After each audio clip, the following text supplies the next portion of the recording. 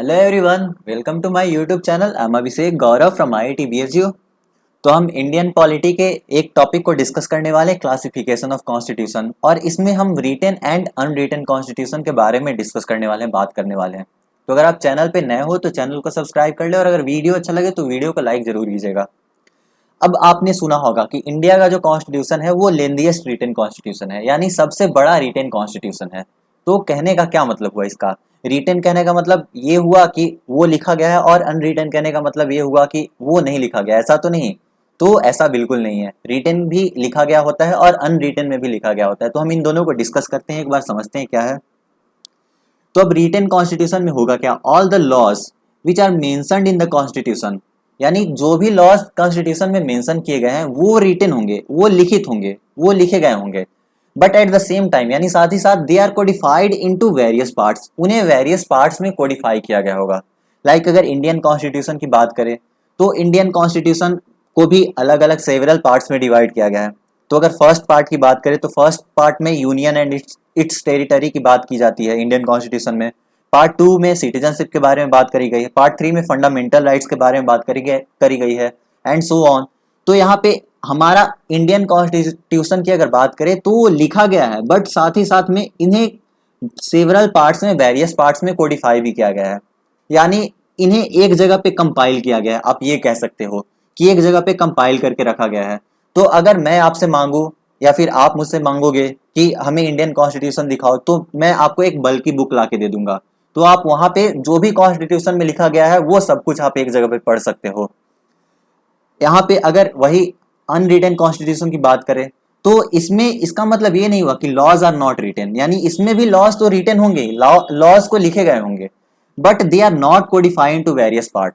इनको कोडिफाई नहीं किया गया है, इनको वेरियस पार्ट्स में कोडिफाई नहीं किया गया है।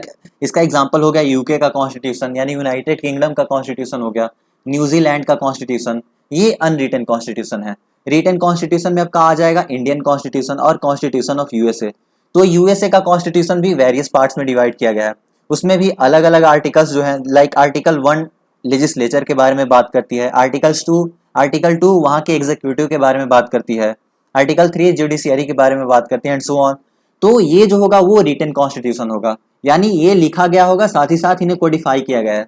तो अगर आप रिटन कॉन्स्टिट्यूशन मांगोगे तो मैं आपको एक ही जगह एक बुक या तो आपको दे सकता हूं, उस बुक में सारा कॉन्स्टिट्यूशन में जो भी लॉज मेंशन किए गए हैं वो आपको एक ही जगह पे मिल जाएगा। बट अगर आप अनरिटन कॉन्स्टिट्यूशन हमसे मांगते हो कि अनरिटन कॉन्स्टिट्यूशन कैसा होगा, तो मैं आपको एक जगह पे कंपाइल करके नहीं दे सकता हूँ। हो सकता है कि प्राइम मिनिस्टर के बारे में, जैसे यूके की अगर बात करें तो यूके में प्राइम मिनिस्टर का क्या पावर होगा वो किसी अलग बुक में लिखा गया होगा। फिर वहां की जो क्वीन है उनका क्या पावर होगा वो किसी अलग बुक में लिखा गया होगा। वहां का फंडामेंटल राइट्स के बारे में किसी अलग बुक में मेंशन किया गया होगा। यानी किसी एक जगह पे कंपाइल करके नहीं रखा गया है। अनरिटन कॉन्स्टिट्यूशन का मतलब ये हुआ। तो आई होप आप समझ गए होंगे रिटन कॉन्स्टिट्यूशन का मतलब क्या हुआ और अनरिटन कॉन्स्टिट्यूशन का मतलब क्या हुआ। यानी अनरिटन कॉन्स्टिट्यूशन में जो जो भी लॉज वगैरह होंगे, रिटन लॉज हैं, वो रिटन तो है ही, लेकिन वो स्कैटर्ड मैनर में रखे गए हैं।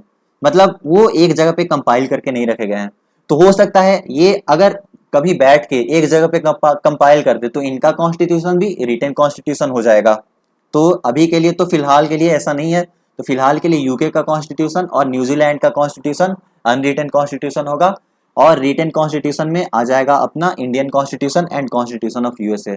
जबकि Indian constitution is one of the lengthiest written constitution in the world, यानी सबसे बड़ा यानी सबसे लंबा रिटन कॉन्स्टिट्यूशन कौन सा है, तो इंडियन कॉन्स्टिट्यूशन है। तो आई होप आप ये समझ गए होंगे। तो अगर वीडियो अच्छा लगा है तो वीडियो को लाइक कर लें और चैनल को सब्सक्राइब कर लें। Thanks for watching.